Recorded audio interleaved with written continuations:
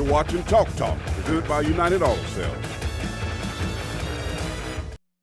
And a good evening to you. Hope you're doing well tonight. Thanks again for staying up late with us for Gamecock Chalk Talk. Back in the studios, fresh off I-20 down in Hoover, Alabama. The SEC Media Days took place last week, and it was a zoo.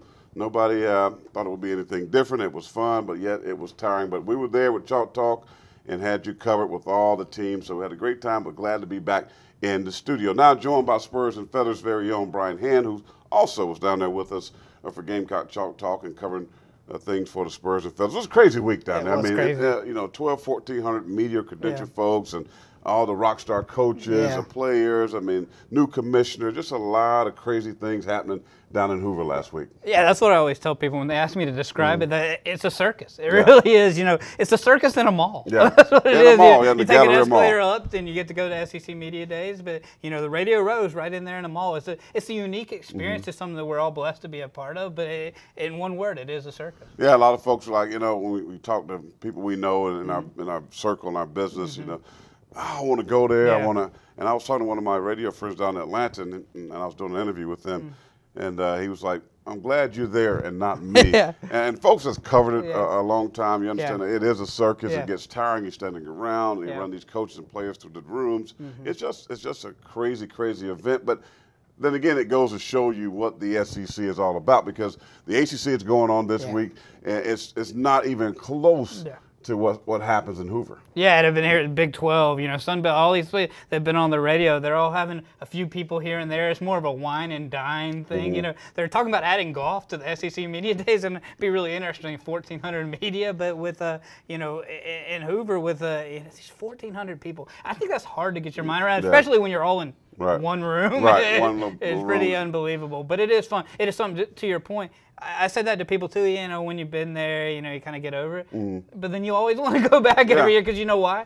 That means football is close by. Now, you know, but the thing that we want to talk about, we know the coaches are there, the Nick Sabans, the Steve Spurriers, you know, all the rock star coaches, the Mark Richt, the Les Miles, they come into the house. But really, it's about the fans, too, because when you get to the Winfrey Hotel, which is in Hoover, and you walk into the lobby, I mean, they are wearing the colors the first day right out the gate Monday. Of course, the commissioner kicked things off, but then it was fans, the Auburn fans, which is right down the road. You know, they were packed in the lobby. They were ready to rock and roll, ready for Gus Malzahn to address the media and see their favorite players, Jeremy Johnson, the new quarterback that's in town. Well, just crazy with the fans. Yeah, and they're all huddled up right when you walk in. The coaches have to walk right past them. It's really cool, as you see here, as Gus Malzahn signing autographs. That's exactly what it's like. And they're all waiting. You got South Carolina fans. You got Vanderbilt fans. You go. They're all waiting just for their chance to see their heroes and their teams. And it's a really unique experience. That's why we joke about it being in a mall or in a hotel, but it adds that exposure to it. It adds that little ambiance to it, and it just makes it fun. No doubt about it. Well, I was there, you were there, and I wanted a chance to talk to the commissioner, Greg Sankey. Now, he's taken over what I like to call a legend in the SEC and Mike's Live, all the championships that they won in football. But I had a chance to catch up with Greg Sankey in a one-on-one interview. Here's a little bit of what he had to tell me.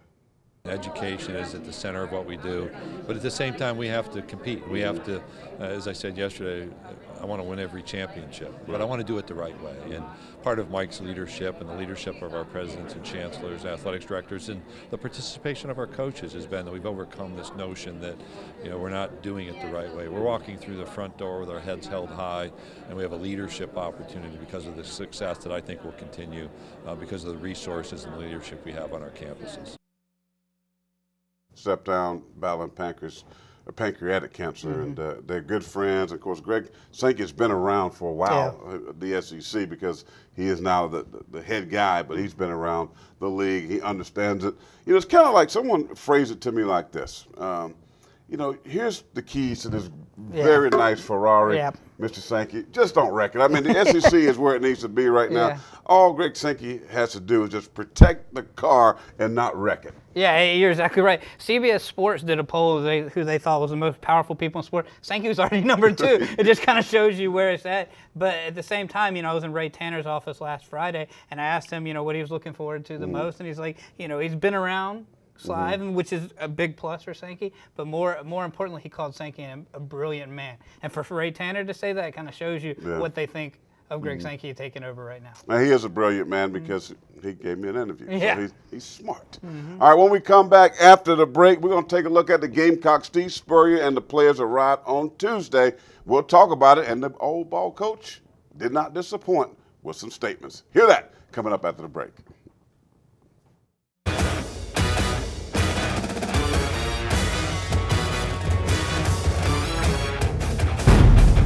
You're watching Talk Talk, presented by United Auto Sales.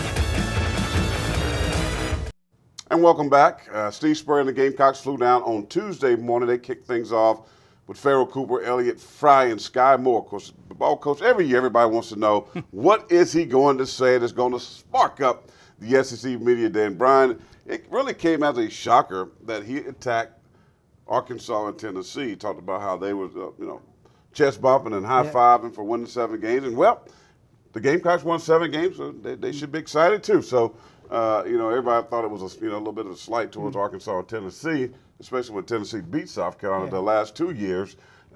They kind of criticized the HBC, but again, Spurrier has been Spurrier. He likes to kind of get the attention and get things rolling. Yeah, and I was in the TV room where he was somebody asked him a question about Texas A&M. He said, "What did they win? 8 games?" I think what he was trying to say was that maybe if we had a little bit of a down year with 7 wins, it's not as bad as some people think. He was trying to say the SEC is that good. And it did come off as a slight to Arkansas and Tennessee, but I think he was really just accentuating how good the SEC is top to bottom. It is tough. And even the East, everybody says down, but those teams battle. There's some good football still with those teams winning 7 games. Well, Elliott Fry, the kicker, was there this year. It's very unusual to see a kicker go through media day. I'm just being real about it. Nobody really wants to talk to a kicker, but when you're talking about he's playing with diabetes and that unique story, it definitely was worth the cause for him being there, and he's a really, really good kicker in the SEC, one of the best. Matter of fact, a second-team preseason SEC selection. This year I've been working a lot more on the farther kicks. I think I fell a little short last year, plus 45-yarders, so I've really been working on kind of extending those. Finally, when you're going into this season, not a lot of expectation for the Gamecocks. You still won 7 games last year, finished on a good note, defeating Miami. What's the mindset of the football team right now?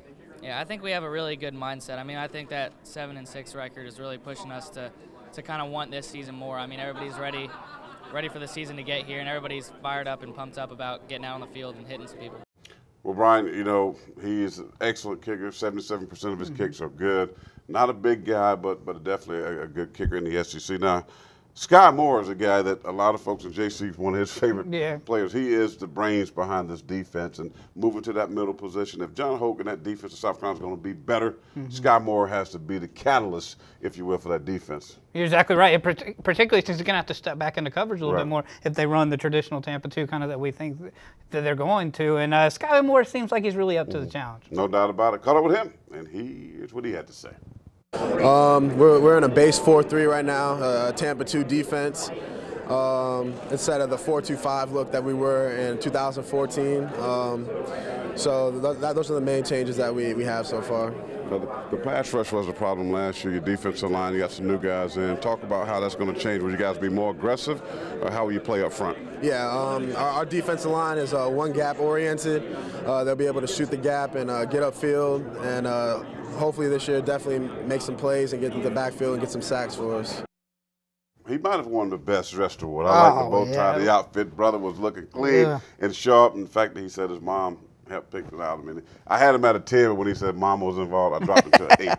I'm just saying. But a guy that's a 10 as far as football is concerned is Pharaoh Cooper, one of the best in the SEC. A lot of folks are upset because he didn't make first team preseason All-SEC. He's second team. Now, no need to get bent out of shape. Preseason is just preseason. It don't really mean anything. Tell me where you at after the season, because that tells me how well you played, right? You know what I mean? Who cares about preseason? Yeah, and I think that's why people were worked up, to be brutally honest with you, because he finished in the first team after the season last year, and he went preseason. But Duke Williams and the other one, I can't name skipping my mind right. That's a problem. That's my problem with Quan Treadwell for Ole Miss. But that's the problem.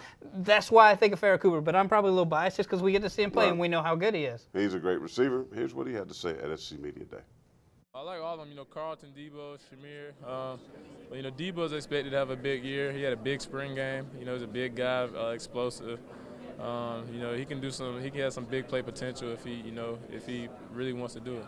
finally, you know, not a lot of expectations for your football team. Is that going to serve as motivation for you?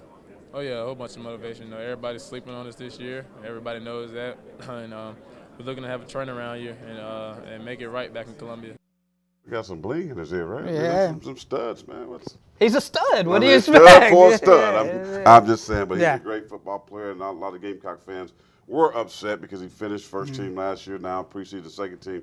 You know what? If he has the type of year he had last year, he will be right back on the first team. No doubt. When we come back, we're going to switch gears and talk South Carolina defense.